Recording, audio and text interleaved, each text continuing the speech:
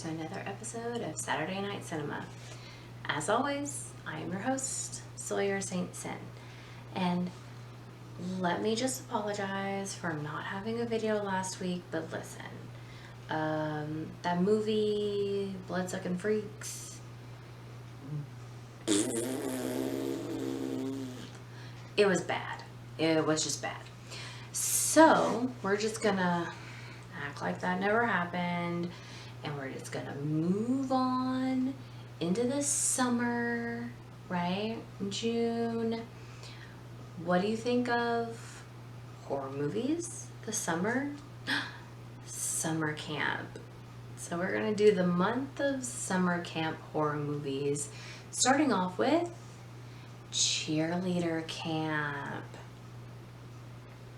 Have you heard of this? Because I hadn't heard of it before today. Or not technically today, technically like yesterday, or in the timeline of things this week. So we start off with a girl searching for her locker in a big old locker room. She finds it, she gets on her cheerleading outfit, she goes, onto the football field. There's nobody there. There's an announcer that's like poking fun at her for being late and stuff. And she starts like doing her cheer and like, it's like nothing. And she looks, and like her mom's in the stand and her mom looks disappointed, and her dad's in the stand and he looks disappointed. And then she starts like getting slashed up by the pom-poms. But it was all just a dream, because she wakes up in the van with the rest of her cheerleading squad and the mascot.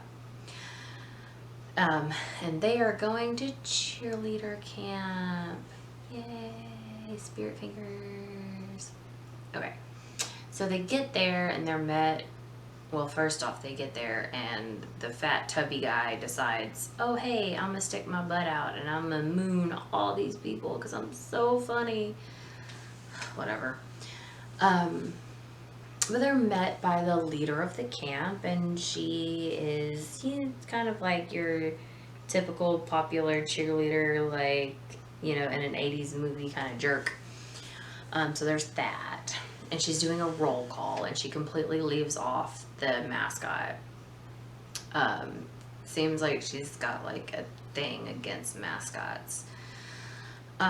So, they're there and things are fine. And one of the girl who with the dream noticed that her boyfriend, who is played by, what's his name? Leif Garretson? Garrett. Leif Garrett. The guy, like he was like a teen heartthrob in like, the 70s? Was in an accident, like completely paralyzed one of his friends. Downward spiral. Anyways, so it's him. That's really oh, no. I almost forgot. There's another name. He's been around these parts a few. We've talked about him. We love him. Bug Flowers. Yep, he's in this too. He plays his, normal role of like, he's like a drunken, like groundskeeper, I guess, in this one. They call him Pop. Anyways, so, but she notices that her boyfriend is like, flirting with another girl. Well, turns out that other girl ends up dead. Yeah. Looks like a suicide, but, who knows. So then some other things happen, some camp antics, a fat guy tries to like spy on the girls while they got their tops off. Also records the leader of the camp like getting it on with, I think, the sheriff, if I'm not mistaken. And he like yells like touchdown at the end. It's really good. It's really funny. They show that at like one of the like spirit meetings in the evening. Good things. Good funny things. But so the cheerleaders start like dying off one by one, and nobody like really knows why.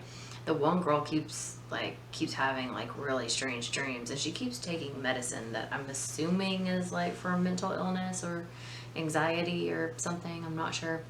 But she's rooming with the mascot, and at one point the mascot's like, trying to stop her from taking her meds.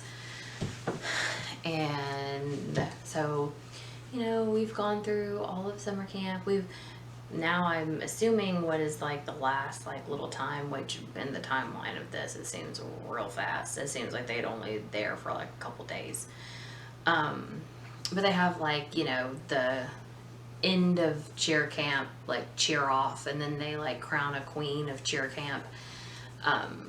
But like most of like one of their squad, is missing. And so like they don't do very good. But one of their squad members does end up like being like crowned like queen. She's cute, not too much up here, but she's cute, right? But there's like, they're like, there's a killer on the loose, like, and everyone just kind of like, everyone except for the, that cheer squad, they're like out, right? Seems like everybody dies. The leader of the camp gets like a butcher's knife in the back. One of the cheerleaders gets like gardening shears like through the back of her head and out her mouth. Was that Terry? That was Terry. What's her name? Terry Weigel. Terry Weigel. She's a porn star. Which, she was only cast in this role really to see boobies. Oh yeah, guys, there's a bunch of boobies. Lots of boobies. Lots of boobies. And it's on YouTube for free. With lots of boobies. Anyways, one gets like hit by like the van up against a tree. The fat guy, for some reason, is trying to record himself doing some things. He dies. I don't remember how he dies, but he dies. I think he dies with his penis out because he was trying to take a piss. I mean, everybody dies except for the mascot and the chick with dreams. And I will tell you this, they did a very good job of keeping me guessing as to who the killer was, like up until like the last little bit. Because to be honest, I was like, because they fade to this annoying red, like after or before the girl has her dreams, like while she's in camp. So like I thought like maybe like, maybe when she's off in dreamland, she's actually really killing these people, right? And then I thought, well, maybe it's the boyfriend. Like maybe he's like being weird.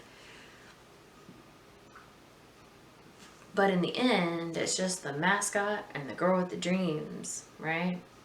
The girl with the dreams gets like hauled off to the loony bin, and they're charging her with all these murders because, well, she shot her boyfriend with a gun.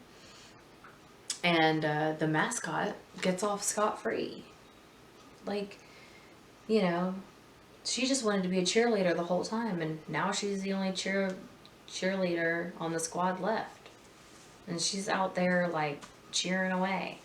Also, that person, the character's name is Corey. I don't remember. I know her last name is Dickey. They started with an L. I don't remember. I think it's Lucinda Dickey. But she was in Breakin' and Breakin' 2, and she was a solid gold dancer. Look, I popped because, I mean, if y'all don't know, I like dance. I was a dancer. I do burlesque. I pop when, like, someone who has, like, full on, like, status, like dancer status. It makes me happy.